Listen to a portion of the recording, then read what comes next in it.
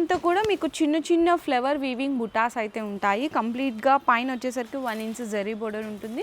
అసలు ఎంత light weight ఉందో చూడండి. బెనారస్ అయినా కూడా మొత్తం వీవింగ్ జరీ లైన్స్తో పాటు లీఫ్ బుటా ఉంటుందండి, జరీ బుట్ట. అండ్ శారీ 2 సైడ్స్ కూడా మీకు ఓపెన్ బోర్డర్ ఇచ్చేసారు. ఇట్లా ఎలిఫెంట్ ఉంది కదా, ఇట్లా ఓపెన్ బోర్డర్ స్టైల్ ఉంటుంది.